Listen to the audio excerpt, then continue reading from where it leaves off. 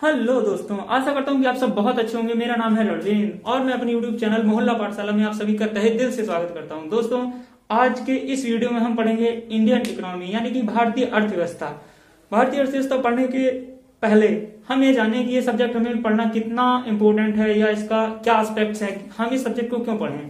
देखिए, मैं आपको साफ बताना चाहता हूँ कि जो भी स्टूडेंट कॉम्पिटेटिव एग्जाम की प्रिपरेशन कर रहे हैं उनके लिए इंडियन इकोनॉमी यानी कि भारतीय अर्थव्यवस्था पढ़ना बहुत ही इंपॉर्टेंट है। क्योंकि जब आप बात करते हैं यूपीएससी की, यूपी पीसीएस की, लोअर पीसीएस की या विभिन्न प्रकार के कॉम्पिटेटिव एग्जाम्स में, तो उन सारे कॉम्पिटेटिव एग्जाम का वेटेज अगर 25 to 30% के अप्रोक्स अगर इंडियन इकोनॉमी से क्वेश्चन पूछे जा रहे हैं, तो क्या आप इस सब्जेक्ट को छोड़कर जा सकते हैं। जब आप यूपीएससी की बात करते हैं प्रीलिम सेक्टर में, तो 20 से लेकर 35% क्वेश्चन वहीं से पूछे जाते हैं, यानी कि 25 से 30 क्वेश्चन डायरेक्ट इंडियन इकोनॉमी से होते हैं। तो क्या आप इतने बड़े कैनवास को छोड़ सकते हैं। आइए हम बात करते हैं कि इंडियन इकोनॉमी को हम कैसे पढ़ें, कैसे समझें, क्या है इकोनॉमी, क्या है। इकोनॉमी को समझने से पहले हम बात करते हैं कि अर्थशास्त्र क्या है, यानी इकोनॉमिक्स क्या है। हम बात करते हैं इकोनॉमिक्स क्या है। इकोनॉमिक्स क्या है? इकोनॉमिक्स यानी अर्थशास्त्र। इकोनॉमिक को समझने के लिए सबसे पहले हमें इकोनॉमिक्स पर बात करनी होगी कि इकोनॉमिक्स यानी अर्थशास्त्र क्या है। जब आप अर्थशास्त्र की बात करते हैं तो उसका मतलब होता है आर्थिक गतिविधि को संपन्न करना।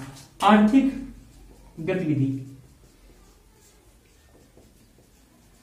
आर्थिक गतिविधि से तात्पर्य यह है कि हम मानव अपने सामाजिक परिवेश में रहते हुए आर्थिक लेन देन, जैसे कि money market, supply demand, supply, किसी चीज की सप्लाई क्या है, उसकी डिमांड क्या है,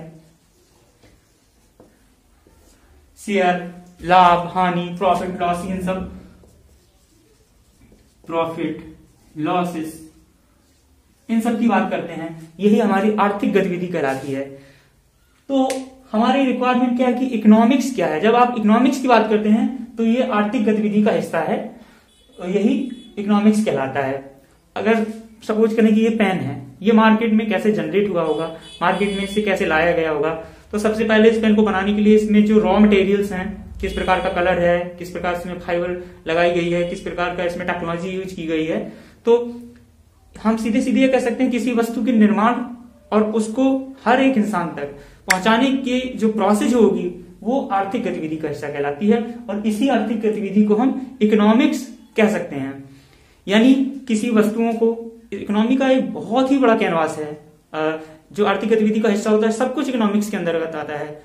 जैसे ये पेन है और इसी की सप्लाई कैसे करेंगे, मार्केट इसका प्राइस कैसे डिफाइन करेगा, ये सब आर्थिक गतिविधि का हिस्सा है जो कि इकोनॉमिक्स कहलाती है। बहुत सारे लोगों की रिक्वायरमेंट होती है कि हम रिसोर्सों का ज्यादा से ज्यादा दोहन करें, पर अगर आप रिसोर्सेज तो लिमिटेड है हमारे, अगर हम ज्यादा रिसोर्सेज को यूज करेंगे उसका आउटपुट कम आएगा। जैसे बहुत सारे लोग पानी को वेस्ट करते रहते हैं, तो ये गलत है। अगर ये चीजें फिक्स हैं तो इनका रिसोर्सेज भी अनलिमिटेड तो है नहीं, इनके रिसोर्सेज ये लिमिटेड रिसोर्सेज हैं, और इनका जो आउटपुट है, हमें आर्थिक गतिविधि के हिस्सों में ये चीजें जोड़ के चलनी पड़ेंगी कि हमारे रिसोर्सेज लिमिटेड हैं और उनसे मैक्सिमम आउटपुट कैसे हम गेन करें।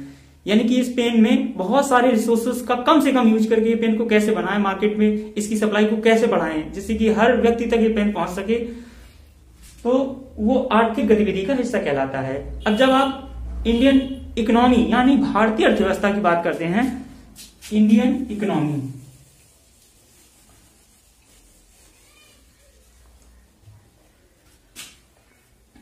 इंडियन इकोनॉमी,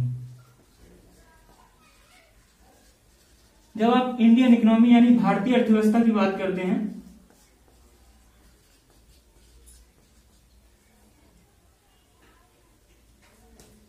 भारतीय अर्थव्यवस्था की बात करते हैं, भारतीय अर्थव्यवस्था की जब बात करते हैं तो इसका मतलब यह हुआ कि ये केवल भारत की इकोनॉमी पे डिपेंड है। यानी भारत में किस प्रकार के टैक्सेस हो रहे हैं उस पर डिपेंड करेगा। इस पेन का प्राइस इंडियन गवर्नमेंट पे डिपेंड करेगा कि ये इस पेन का प्राइस कितना होगा, या मार्केट इसका रेट डिफाइन करेगी। यहाँ पे इंडियन के टैक्सेस, इनके रिसोर्सेज पे, इनके आउटपुट पे क्या टैक्सेस लगाए जा रहे हैं, वो भारतीय अर्थव्यवस्था के अंतर्गत आता है। अगर हम इनका विभेद समझें कि इंडियन इकोनॉमी या इकोनॉमी और इकोनॉमिक्स में अंतर क्या है। बहुत सारे लोग इस बात में कंफ्यूजन रहते हैं कि सर इकोनॉमिक्स और इकोनॉमी में क्या बेसिक डिफरेंट है। तो मैं उनको ये बताऊं कि इकोनॉमी और इकोनॉमिक्स और इकोनॉमी में क्या डिफरेंस है। मेजर डिफरेंस इनका यह है कि इकोनॉमिक एक ब्रॉड कैनवास है, हर एक आर्थिक गतिविधि इकोनॉमिक्स कहलाती है, बट एक जियोग्राफिकल एरिया पे, जैसे भारत की इकोनॉमी, चाइना की इकोनॉमी, अमेरिका की इकोनॉमी, ये इकोनॉमी है यानी कि अर्थव्यवस्था है, ये अर्थशास्त्र है, ये एक सब्जेक्ट है, ये इसका हिस्सा है।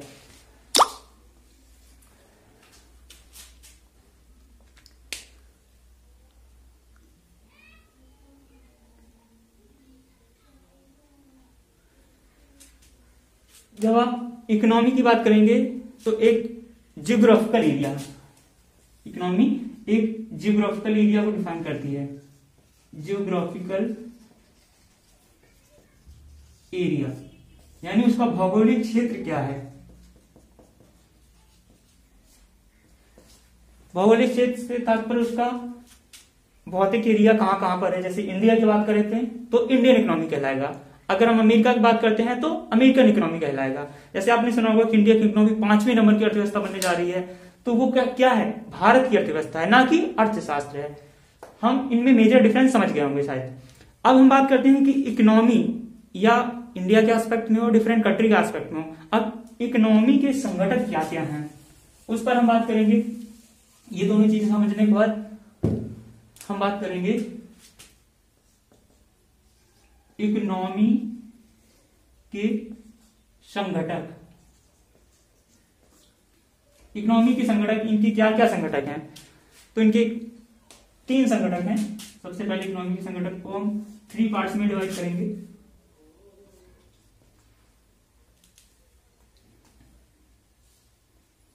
नंबर 1 पूंजीवादी अर्थव्यवस्था। पूंजीवादी अर्थव्यवस्था,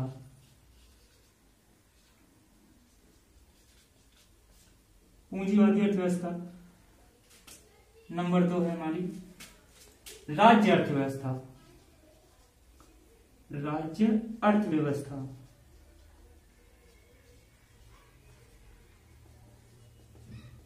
और तीसरा आता है हमारा मिश्रित अर्थव्यवस्था, मिश्रित अर्थव्यवस्था।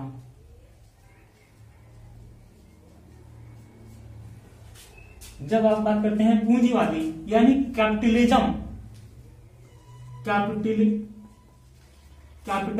इकोनॉमी, इसको कहेंगे हम कैपिटल इकोनॉमी। राज्य अर्थव्यवस्था यानी स्टेट्स इकोनॉमी, स्टेट इकोनॉमी। मिश्रित अर्थव्यवस्था यानी कि मिक्स्ड इकोनॉमी, मिक्स्ड इकोनॉमी। हमने इंडियन इकोनॉमी के जो संगठक हैं उनके बारे में बात की। सबसे पहले हमने देखा कैपिटल इकोनॉमी, उसके बाद हमने बात करी स्टेट इकोनॉमी, और उसके बाद हमने बात करी मिक्स्ड इकोनॉमी की। आइए हम बारी बारी से इन तीनों का सीक्वेंस समझते हैं। कैपिटल इकोनॉमी हमारा क्या है, स्टेट इकोनॉमी क्या है और मिक्स्ड इकोनॉमी क्या है। आइए सबसे पहले बात करते हैं कैपिटल इकोनॉमी की। सबसे पहले हम बात करेंगे कैपिटल इकोनॉमी यानी पूंजीवादी अर्थव्यवस्था की।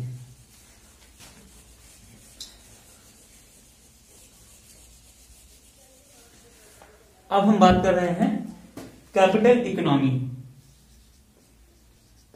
कैपिटल इकोनॉमी यानी पूंजीवादी अर्थव्यवस्था, पूंजीवादी अर्थव्यवस्था।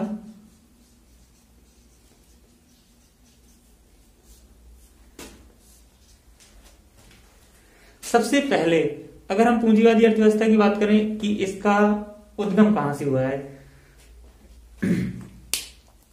एडम स्मिथ की 1776 में एक बुक आई थी। Adam Smith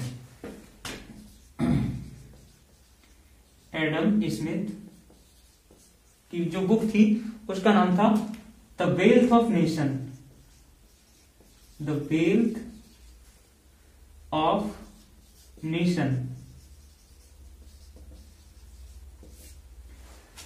Adam Smith western countries के एक राइटर थे, उनकी बुक्स आई थी द वेल्थ ऑफ नेशन। इस बुक में उन्होंने पूंजीवादी अर्थव्यवस्था यानी स्टेट इकोनॉमी से हटकर पूंजीवादी अर्थव्यवस्था का वर्णन किया या उसको डिटेल में डिस्कस किया। अब पूंजीवादी अर्थव्यवस्था क्या है उसको हम डिटेल में डिस्कस करते हैं। एक्चुअल में हम बात करते हैं जब कैपिटल इकोनॉमी की, तो वहां पर स्टेट इकोनॉमी से हटकर यानी सारी चीजें या वस्तुओं को मार्केट के ऊपर छोड़ दिया जाता है, जबकि स्टेट इकोनॉमी में इसके उल्टा सारी चीजों का रेगुलेशन जो होता है गवर्नमेंट करती है वहां की, जिस कंट्री के लिए वो होंगे। बट कैपिटल इकोनॉमी के केसेस में क्या होता है कि मार्केट ही डिसाइड करेगा। सपोज करते हैं कि पेन है, इस पेन को कौन सी रॉ मटेरियल इसमें यूज करेंगे, इसका बेसिक जो स्ट्रक्चर है वो कैसे बनेगा, और मार्केट ही डिसाइड करेगा कि इसका प्राइस क्या होगा, और उसके बाद डिमांड और सप्लाई की बात होगी, ये लोगों तक कैसे पहुंचाया जाता है। तो सपोज इस पेन की कीमत है 100 रुपए, तो ये 100 रुपए कौन आंकड़ा जारी करेगा या इसकी कीमत कौन आंकेगा, ये बाजार। अब बाजार इसलिए कि बाजार में यानी मार्केट में कंपटीशन के थ्रू, कि अगर एक दुकानदार इस पेन को 100 रुपए का बेच रहा है, अगर दूसरा दुकानदार इसी पेन को 110 रुपए का बेचेगा, तो ये मार्केट डिसाइड करेगा कि इस वस्तु की कीमत कितनी होगी और इस वस्तु को बनाने के लिए बेसिक फंडा क्या होगा। इसलिए ये पूंजीवादी अर्थव्यवस्था, बहुत सारे लोगों ने पूंजीवादी अर्थव्यवस्था को इस उद्देश्य से लिया कि पूंजीवादी अर्थव्यवस्था में धन्ना सेठ हो, या जो कैपिटल यानी बड़े अर्थव्यवस्था में बड़े लोगों का यानी उच्च स्तरीय लोगों जिनके पास धन है, ज्यादा है, उनका इसमें मतलब कहने का कि वो लोग इससे ही निश्चित हो जाएंगे, उन्हीं का ये चलन चलेगा। तो कहने की बात है कि एडम स्मिथ ने द वेल्थ ऑफ नेशन अपनी बुक्स में ये स्टडी किया। अब जब यूएसए अमेरिका आजाद हुआ, तो आजाद होने के बाद 1 साल बाद यूएसए यानी अमेरिका, जब अमेरिका आजाद हुआ तो उसने जस्ट 1 साल बाद, 1 साल के अंतराल में द वेल्थ ऑफ नेशन से इंस्पायर होके एडम स्मिथ की जो बुक थी द वेल्थ ऑफ नेशन, उसको द वेल्थ ऑफ नेशन से इंस्पायर होके अपनी इकोनॉमी को कैपिटल इकोनॉमी के रूप में जारी किया। यानी अमेरिका ने अपनी इकोनॉमी को कैपिटल इकोनॉमी घोषित कर दिया। तो अमेरिका की तर्ज पर बहुत सारे वेस्टर्न कंट्रीज ने अपनी इकोनॉमी को कैपिटल इकोनॉमी यानी पूंजीवादी अर्थव्यवस्था के रूप में बना दिया कि हम पूंजीवादी अर्थव्यवस्था के रूल्स को फॉलो करेंगे। तो ये है हमारा कैपिटल इकोनॉमी यानी द वेल्थ ऑफ नेशन, इस बुक से इसका हुआ, और एडम स्मिथ की जो बुक थी, इसमें जो भी वस्तु है या उसके रिसोर्सेस क्या होंगे, उसका प्रोडक्शन कैसे होगा, ये सारी चीजें मार्केट पे छोड़ दी। मार्केट पे खुला कंपटीशन, क्योंकि अगर कोई दुकानदार ज्यादा हाइक करके बेचेगा तो उस वस्तु को डिमांड कम हो जाएगी और सप्लाई बढ़ जाएगी, ये जो भी है रिक्वायरमेंट के हिसाब से। तो ये मार्केट के ऊपर सारा जो भी है जिम्मेदारी मार्केट के ऊपर हो। मार्केट यानी कंपटीशन के बेसिस पे। इसमें क्या आता है, इसमें हो जाता है कंपटीशन। कैपिटल इकोनॉमी क्या हो जाता है, कंपटीशन बेसिस पे। अगर आप किसी वस्तु का जो प्रोडक्शन है उसकी सप्लाई है तो वो डिपेंड करेगी कंपटीशन पे बेसिस पे। इसलिए एडम स्मिथ इस विचार को सबसे पहले लाए थे कैपिटल इकोनॉमी का। इसके बाद हम बात करेंगे स्टेट इकोनॉमी यानी राज्य अर्थव्यवस्था की।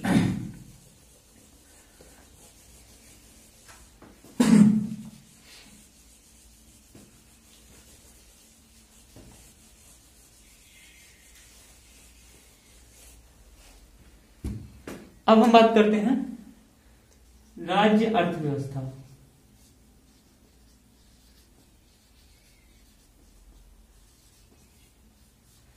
यानी स्टेट इकोनॉमी।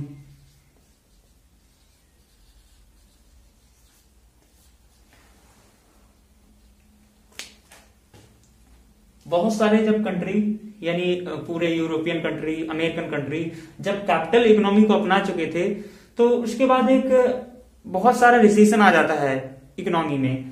बहुत सारी कंट्री से मतलब परेशान हो जाते हैं, तो वो एक राज्य अर्थव्यवस्था की ओर झुक जाते हैं। इसका सबसे पहले उदाहरण हम माने तो कार्ल मार्क्स की।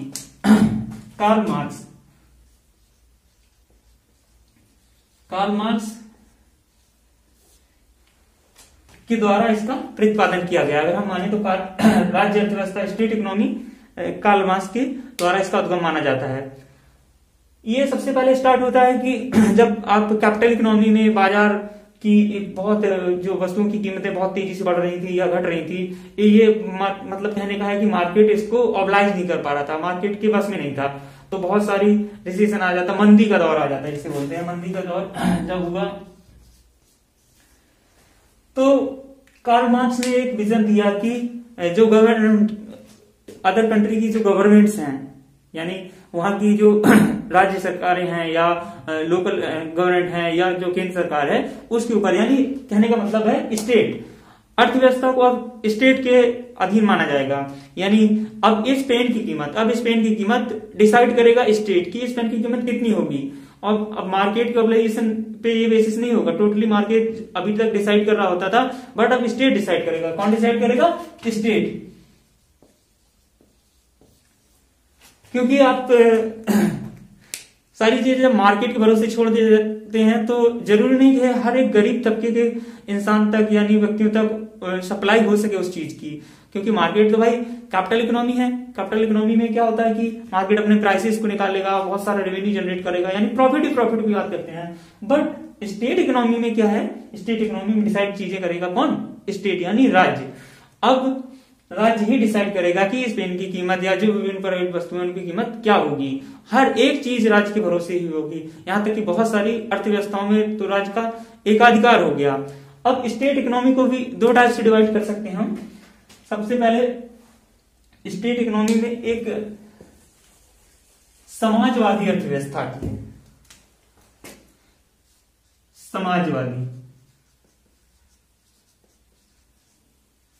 समाजवादी अर्थव्यवस्था। दूसरी है साम्यवादी अर्थव्यवस्था।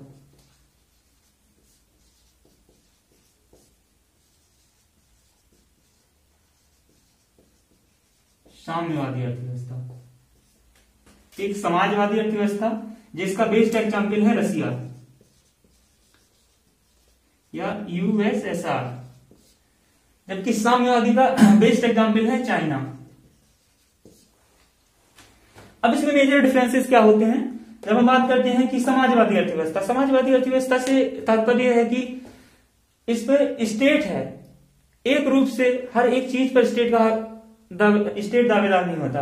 बट साम्यवादी में जो श्रम का विभाजन तक है, हर एक चीज टोटली ऑल ऑफ देम साम्यवादी अर्थव्यवस्था का हिस्सा होता है। जैसे चाइना, सबसे पहले चाइना जो था स्टेट इकोनॉमी के अंतर्गत किसमें था? साम्यवादी अर्थव्यवस्था में। बट यूएसएसआर समाजवादी अर्थव्यवस्था। जब हम साम्यवादी अर्थव्यवस्था की बात करते हैं तो इसका मतलब है टोटल सारी चीजें, कोई मार्केट के टर्म्स नहीं, यहां पे हर चीज को कंट्रोल क्या करेगा? वहां की government. But in this case Samajwadi अर्थव्यवस्था में वहां के समाज और कुछ मार्केट सेक्टर इसको डिफाइन करेगा। बट साम्यवादी अर्थव्यवस्था एक चाइना का बेस्ट एग्जाम्पल है।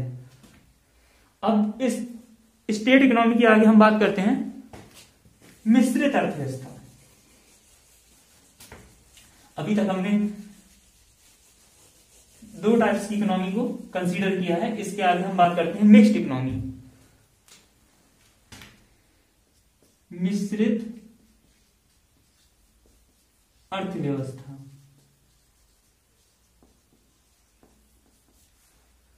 या मिक्स्ड इकोनॉमी।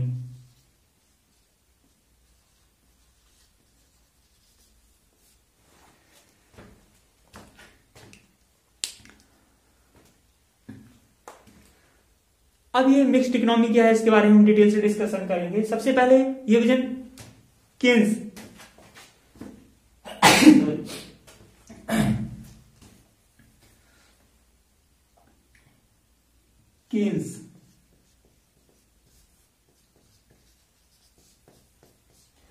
मिक्स्ड इकोनॉमी का सबसे पहले विजन केन्स जब 1976 या 18वीं स्टार्टिंग की 18वीं सदी हम कह सकते हैं, लास्ट के 18वीं सदी, तो केन्स जो थे वो इस विचार को लाए थे। अब मिक्स्ड इकोनॉमी का विचार कैसे आता है? जब सारे वर्ल्ड की इकोनॉमी एक धराशायी हुई, मंदी की दौर में आई, तो सबसे पहले केन्स इस विचार को लाए थे। ये क्यों हुए?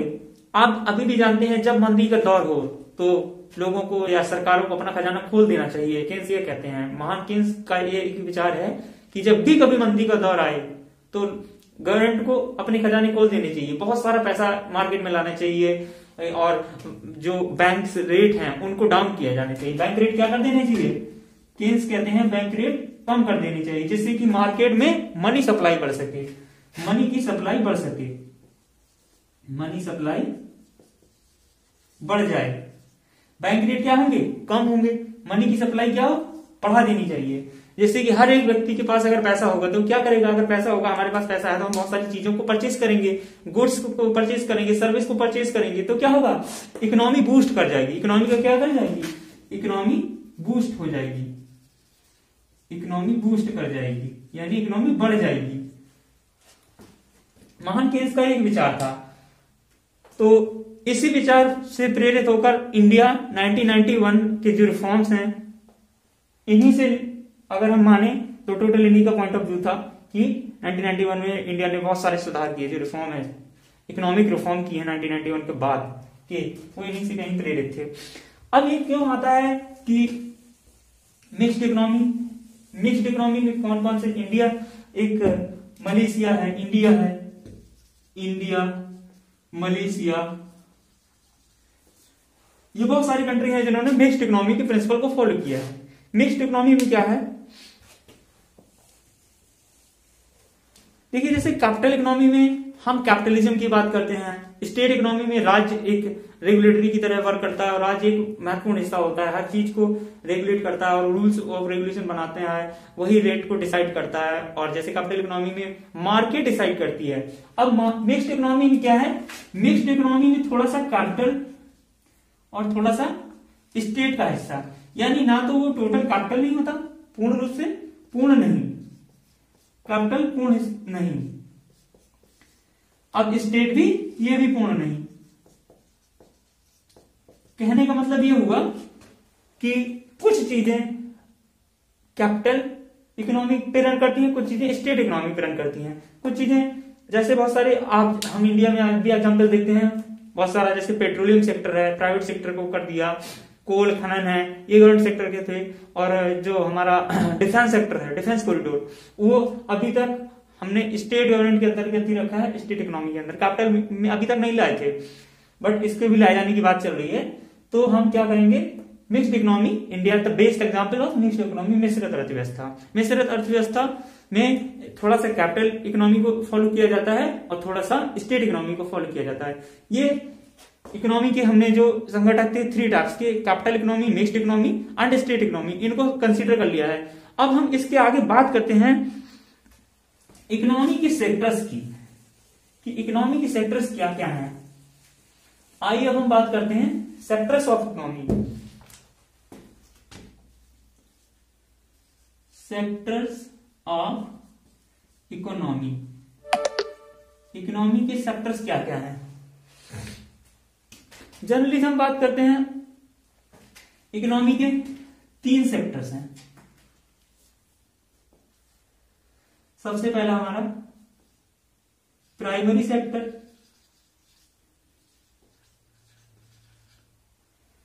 Secondary sector, secondary sector, and third one tertiary sector.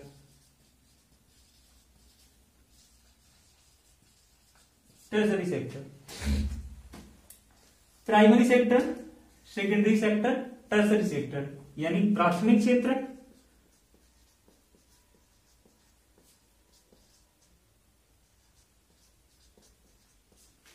द्वितीय क्षेत्र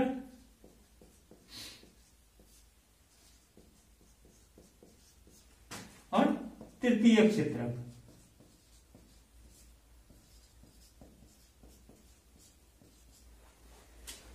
सबसे पहले हम बात करेंगे प्राथमिक क्षेत्र क्या है, यानी प्राइमरी सेक्टर। आइए हम सबसे पहले बात करते हैं प्राइमरी सेक्टर की।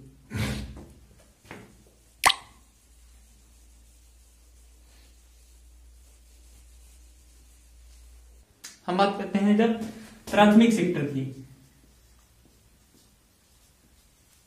प्राथमिक क्षेत्र की, यानी प्राइमरी सेक्टर्स की। प्राइमरी सेक्टर्स के अंतर्गत वो सभी चीजें आती हैं जो हमारे बेसिक मटेरियल्स यानी रॉ मटेरियल की तरह वर्क करते हैं, वो प्राइमरी सेक्टर के अंतर्गत आता है। जैसे हमारा कृषि क्षेत्र है, खनन क्षेत्र है, मत्स्य पालन है, और ये इससे अलाइड यानी कृषि और कृषि से संबद्ध क्षेत्र, कृषि से संबंधित क्षेत्र जो है ये क्या प्राइमरी सेक्टर के अंतर्गत आते हैं। जैसे आपने देखा है कृषि जब करेंगे तो हमें जो खाद्यान्न होगा वो हमारी बेसिक रिक्वायरमेंट को पूरा करेगा। इसके अंतर्गत खेती से जो उत्पन्न चीजें हैं वो आती हैं, मकान यानी रॉ मटेरियल्स मकान के लिए, कपड़े के लिए, ये बेसिक रिक्वायरमेंट की जो चीजें इससे पूरी होती हैं प्राथमिक क्षेत्र कहलाता है। इसके प्राथमिक सेक्टर्स के बाद हम बात करते हैं द्वितीयक क्षेत्र, सेकेंडरी सेक्टर्स की।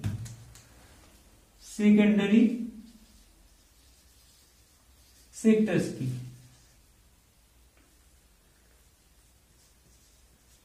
यानी द्वितीयक क्षेत्र।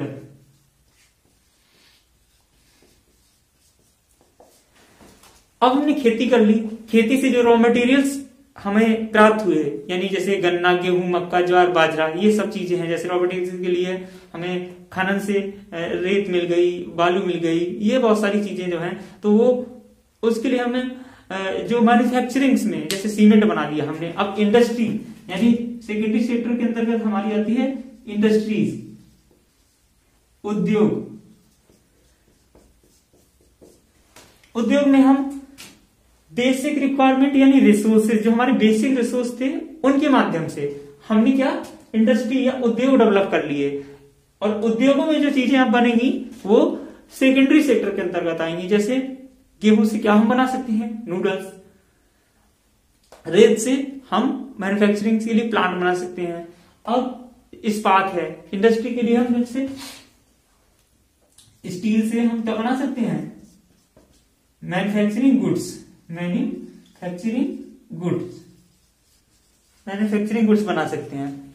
तो ये जो इंडस्ट्री का सिनेरियो है वो आएगा हमारा सेकेंडरी सेक्टर के अंतर्गत। अब हम बात करते हैं सेकेंडरी सेक्टर के होने के बाद, अब हमने क्या कर लिया, कृषि भी कर ली, मानव ने कृषि कर ली, कृषि के बाद हमने उद्योग भी विकसित कर लिए। अब उद्योग विकसित होने के बाद हम किस पे आएंगे, हम आएंगे टर्सरी सेक्टर यानी तृतीयक क्षेत्र।